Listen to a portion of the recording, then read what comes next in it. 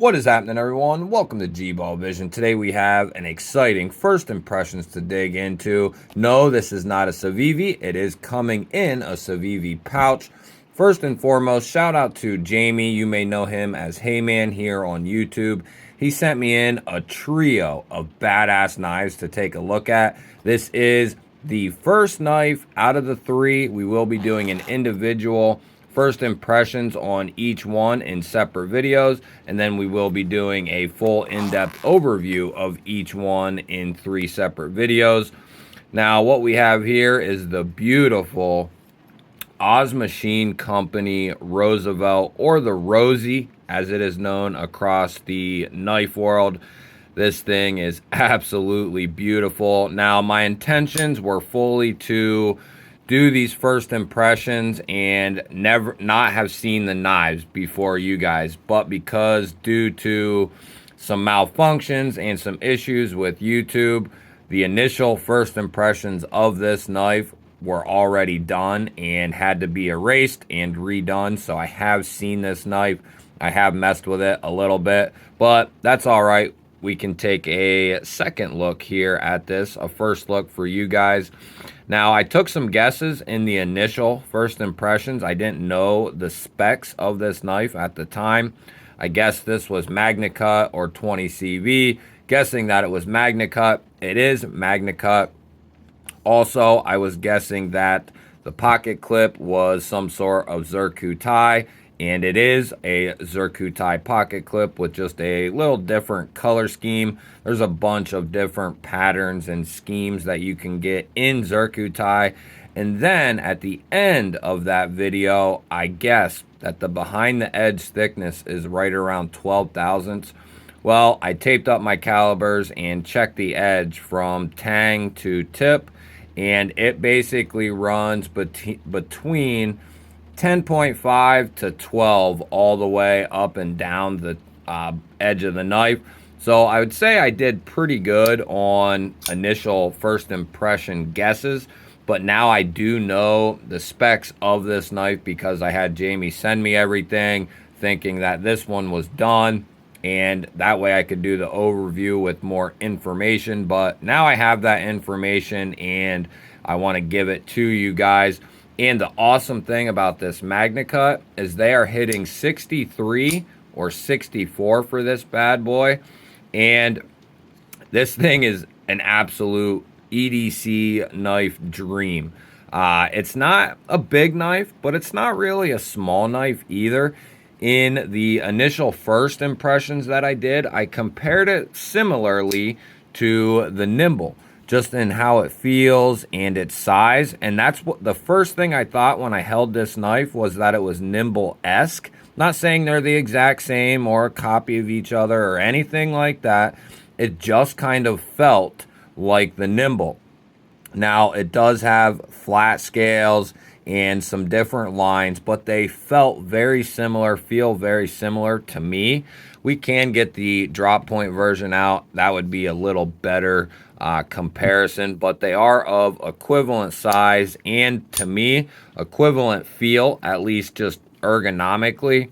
They do look different, and like I said, I'm not implying they are copies or anything. It's just what I initially thought when I picked this up. It felt like it was made for my hand, and that's how I feel about the Nimble and a select few other knives. This really feels like, man, it was made for my hand. Do I prefer a bigger knife than this typically? Yes, I do. But is this plenty of knife to get 99.9% of your everyday carry folding knife needs? Yeah, this will knock everything you need to do out of the park. Coming down ultra thin, you have this very useful drop point blade, and like I said, guys, it is ultra thin. I want to say the blade stock was 112, so 112 thousandths going down to like 12 thousandths to 10 thousandths, and that's all based on calipers that are very shitty. You have a very nice cutout for deployment. You can thumb and reverse flick this guy all day long.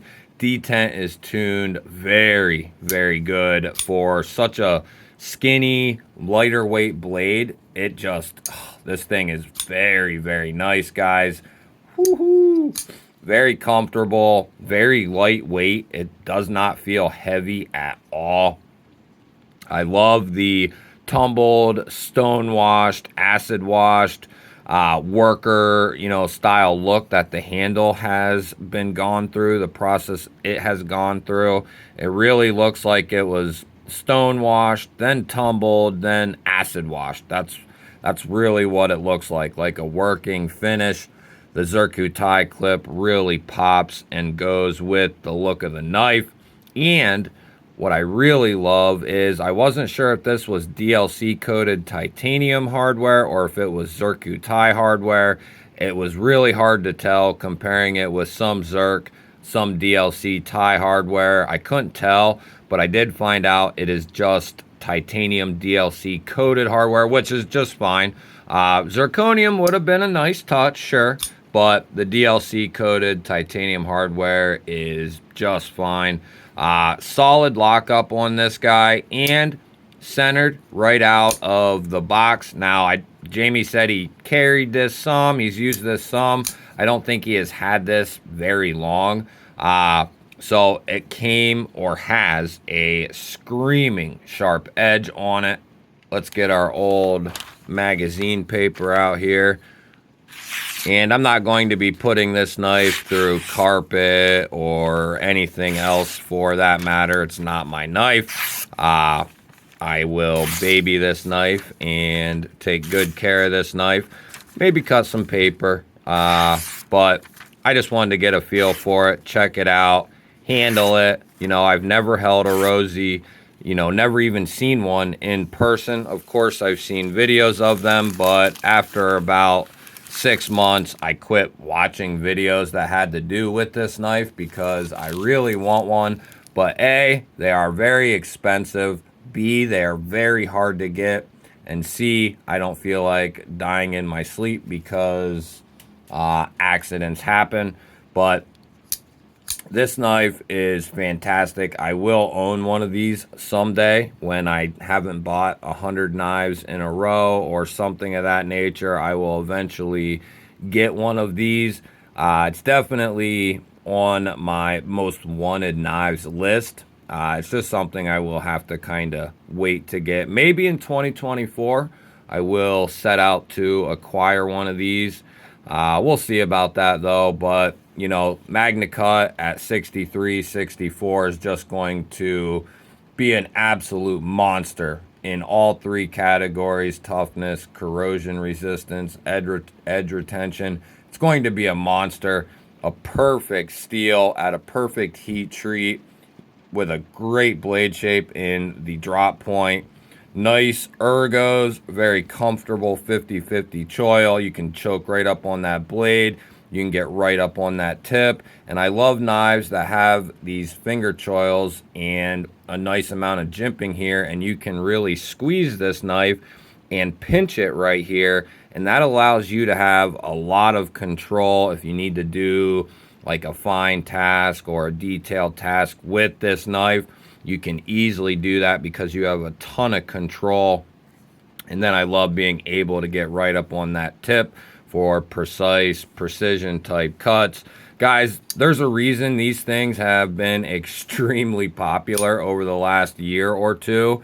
It's because it's a damn good knife, damn good materials. The build quality is fantastic. Everything, every detail has been looked upon before sending this out to the consumer. Can't say that about every, custom knife maker, custom knife company. I've had experiences where a $600-700 knife came dull, had massive, nasty lock stick, had detent lash, had all kinds of issues. An exclusive knife nonetheless, and had a ton of issues. So, that kind of left a bad taste in my mouth. But this kind of reopens my eyes to that world again. This thing is just ridiculously good. It really reminds me though, guys, of like a more premium nimble is really what it reminds me of, in a sense, like an Americanized nimble in a sense. So I just happen to have 2 drop point nimbles laying around here, so we can get a better idea, so to speak. I brought a satin one out and a coated one out, but to me they are very, very similar, guys, in how they feel and look, and I just love it. If we back this up here, it's very, very hand feeling the same. So to me, that's a really good thing. I love the nimble and how it feels in hand. It's definitely different, but it in design, but it feels very similar. This has kind of a more rounded, contoured-esque style handle, where this is more flat. Different lines on the knife and how the handle curves on the Rosie, whereas the nimble is more straight. But I can't get off that. When I picked this up, that's exactly what I thought. Like, this is made for my hand. What's the other knife that I feel like that about? The nimble, the relative, you know, those line of knives. This thing is extremely comfortable, and that's one of the major things to me, is I want my knife to be comfortable. If I'm going to be using the knife often, I want it to be comfortable. I want it to have solid lockup. I want it to have a good edge, a good steel, a good heat treat. That's what I want. And, you know, it's great to have form in your knife, but I want the function first. And then if the form follows, like in this case, they nail all the functionable things of this knife, and comes along with it, tight tolerances, comes with a solid lockup, comes with great action, and not at the expense of the form. So, or of the function, I'm sorry.